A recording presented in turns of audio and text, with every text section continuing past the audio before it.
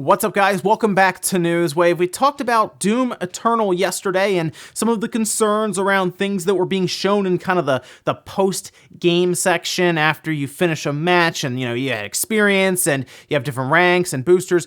Well, we did get a response now from the director of the game telling us what we can expect in terms of microtransactions and other things. We'll go over that statement and I guess what we can expect going into March when Doom Eternal does launch. Also, Nintendo did a massive renewal on a ton of different trademarks. That has some people talking right now after seeing some of the names and the different games that are in that list. We'll talk a bit about that and if it actually means anything or if it's just a bunch of hype, with a lot of people looking for a Nintendo Direct somewhere, looking for something to link to a Direct. As always, guys, if you enjoy these videos, make sure you hit that like button. Really helps out. You guys have been helping out. Like I said, the past month or so now, it has been helping quite a bit, so I do appreciate it. If you're brand new here, make sure you hit that subscribe button down below with the bell notification on. That way you can stay up to date on all the gaming news going on in the gaming world. We're actually going to start today with Super Mario 64 from the Nintendo 64. Classic game, right? Classic.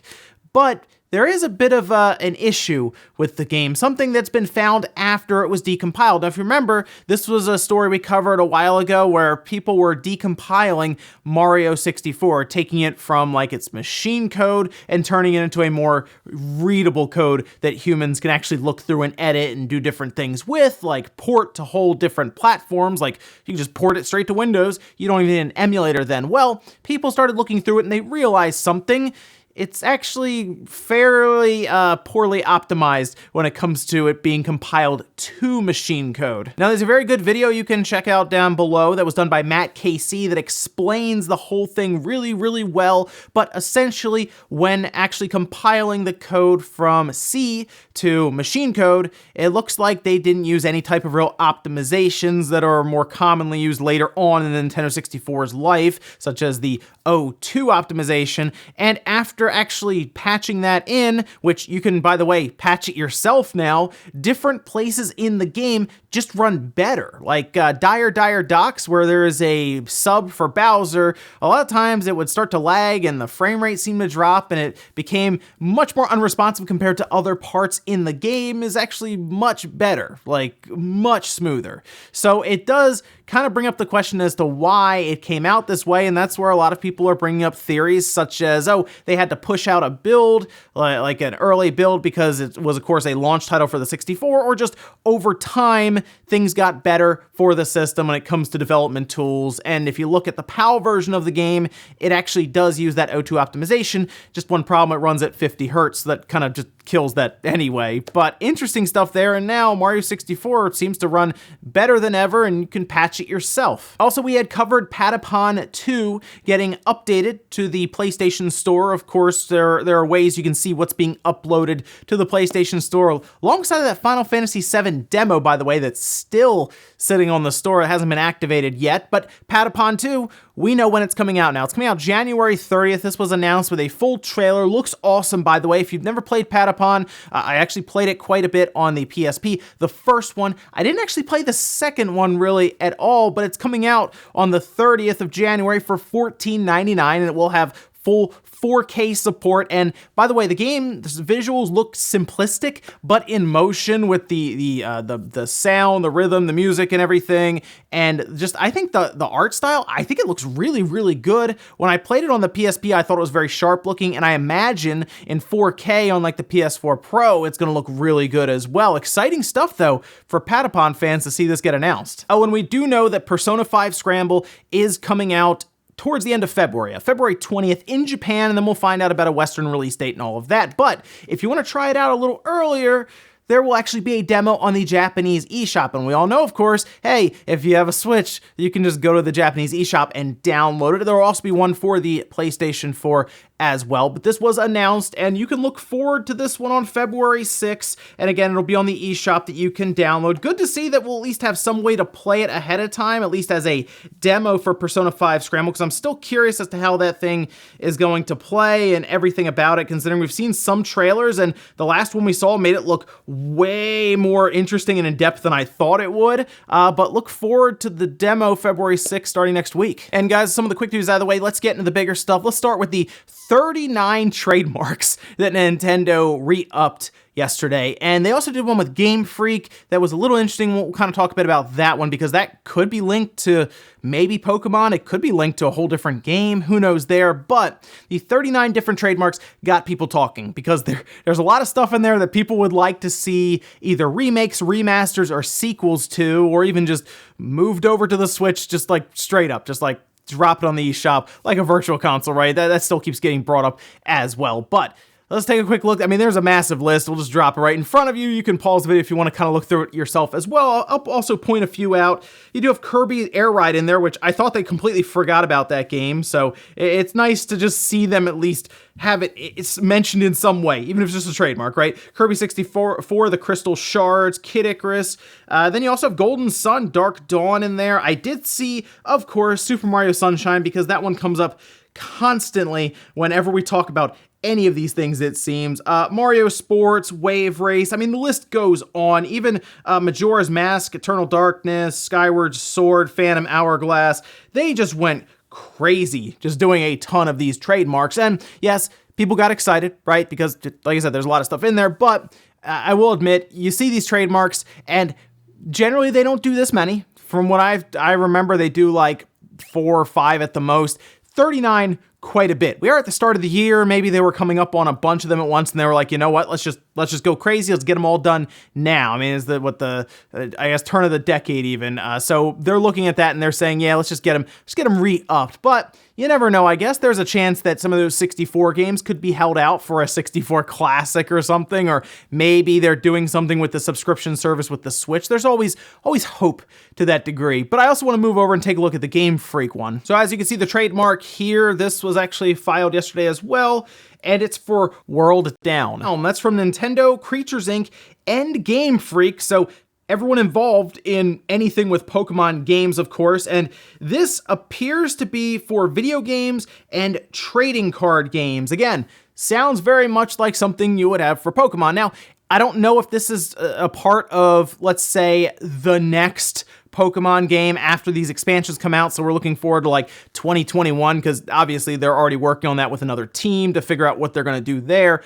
I don't know if this is related to the expansions that are coming out. Maybe there's something in there they wanted to trademark, because this is also for trading cards. So to me, it sounds like it could be a title down the road that they will use in some fashion. Now, that doesn't mean, because this is translated from, it could be more literal and it's not actually World Down. It could be something a bit different, but just something to keep an eye on there. When you see a trademark between those 3 companies, Creatures, of course, Nintendo, Game Freak, it usually means something with Pokemon, obviously, because they're all involved in that. But what would it be? That's hard to say, but just something to keep an eye on. Next up, let's talk about Doom Eternal and the idea of microtransactions or any type of battle pass. There were a lot of concerns after that preview footage went up because they didn't really address it right away. And look, it sounds weird because it's still strange to think that they have to come out and say none of that stuff's in this game. But I mean, they're still tied to obviously Bethesda, and Fallout comes to mind right away when you say anything with Bethesda. And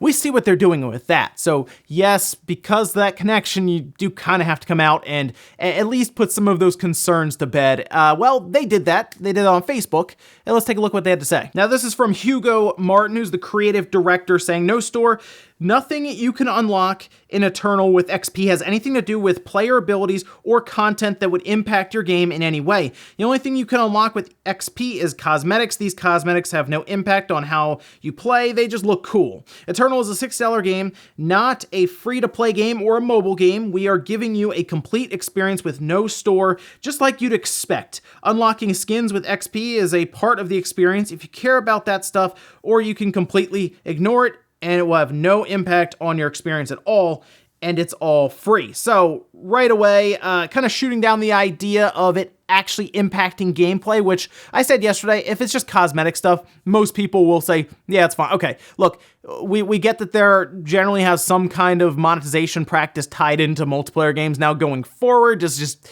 how a lot of them do it, but does it actually impact gameplay? Remember, we saw that with Battlefront 2, and that did not go well for EA when that happened. That was really, really bad, and I like to think that companies saw that and said, yeah, we probably should not do that, but then at the same time, we see Fallout 76 doing some wild stuff over there, going back on the promise of the cash shop not affecting gameplay. introducing a subscription service for that game. So yes, I'm sure Doom Eternal at this point, from what I'm seeing, I think after the first Doom, they should get the benefit of the doubt until they really mess up. But because they are, they're Bethesda, right? They're tied to Bethesda. Yeah, you kind of have to explain it this much. Say, look, we're not selling anything like that. We're not getting into loot boxes. We're not getting into crazy microtransactions. Although I will say, I guess they could technically sell experience boosters. I guess they still were kind of vague with this statement. But until I see it in the multiplayer, when I get the game, which I'll get it as soon as I can. Like, if I can get it a little early, that's cool for like a review copy, and we'll check it out here and all of that. Otherwise, on launch day, I'll fire up the multiplayer, and we'll go over it just to make sure everything's good to go. But until then, until I see it, like saying, hey, buy a bunch of booster packs here for $10, I'll give them the benefit of the doubt. And the fact that they took to Facebook just to try to make sure it was very, very clear. I appreciate that. And looking forward to Doom Eternal coming out March 20th, right alongside Animal Crossing. This is going to be a very weird combination, but I guess we'll be slaying demons on one side and then, fixing up the house on the other. Next up, let's talk about Phantasy Star Online 2. We do know that there was a closed beta coming up, but now we know exactly when it's going to start. Now, very quickly, if you want to be a part of this, you have to sign up through the Xbox Insiders program. They have an app for it. You can go in and you can get signed up for it because it seems they're going to try to stress these servers. So I'm sure they want quite a few people to be joining in, and they're going to have some pretty cool stuff for people who do beta test this game. It seems like they're going to have some in-game rewards that you get for being a beta tester. Pretty cool stuff. But let's go over the times when you can expect to jump in and when you can expect for it to end. So on Friday, February 7th, that would be next week at 5 p.m. Pacific, that'd be 8 p.m. Eastern time. The closed beta will go live, it will start, and it's going to last for just over a day. So it will end Saturday, February 8th at basically midnight, right? 11:59 p.m. Pacific time, or 3 a.m. Eastern time, February 9th, and that's exciting stuff. And then they will have the official website, which is a big deal because if you remember, we had the official website technically, and nothing really ever came of that. Sega talked about bringing this game over forever ago, and they had a website, but it never actually became functional beyond, hey, look, Phantasy Star 2, it'll come west eventually. But that will open Friday, February 7th, 10 a.m. Pacific time. How crazy is this, by the way? Also, you can preload it. That will actually be starting on February 3rd. So you can get things all set up, preloaded, installed, ready to go. That way, when the beta starts, you don't have to start doing all of that. Just, you want to make sure you're signed up at that Insider Hub, that app. Make sure you're signed up and ready to go there, because this is kind of historic for Sega. If you think about it, it's been a long time. Like, if you talk to any Phantasy Star Online 2 fan, like people who are doing VPNs just to sign up, trying to translate every little bit of code or line so that they could go through the sign up page to actually join when it was launched in Japan, it's been a road. It's been a while. So it's really cool to see this. I still cannot believe that it's Microsoft that made this happen. I am shocked that it wasn't Sony or Nintendo. It was Microsoft. But I think it really shows how hard Microsoft is trying to push for Japanese support for some of these games. Now, they did also say, well, Phil Spencer said in an interview at one point during E3 that it will be going to all platforms. So we'll see if they try to do something weird like tie Xbox Live to it or something. I'm not sure what the deal was with Sega when it comes to that, but still really cool to see. I'm looking forward to it. I will definitely be checking this out next week, and I will give my thoughts on the game, but exciting stuff. You just want to make sure you have your Xbox set up with that Insider app ready to go so you can sign up and you can get it started to download on Monday. And in our last bit of news, let's talk about how in Japan you cannot send your Wii in to get repaired by Nintendo anymore. This was a real thing that's taking place, by the way. This is on their website. You can see it here, and it actually says end date of acceptance. That's March 31st, 2020. That's gonna be the notice regarding termination of Wii repairs. Seriously, they've been repairing Wii's still. Now, I'm sure you had to pay for it, obviously, but basically, you'd ship your Wii in and it would still be covered by them to repair it. You pay them so much money and they ship it back to you. But according to Nintendo, they're having a hard time sourcing the parts, which, looking at the Wii, some of those parts, yes, I kind of get that. I mean, you have, of course, like the little DVD laser that's in there, and we're kind of moving past that now with Blu-ray pretty much everywhere, or even just eliminating disk drives completely now. But it is interesting to think that Nintendo was repairing Wii systems up through 2020, right? We're into 2020. They're still kind of doing it up until March.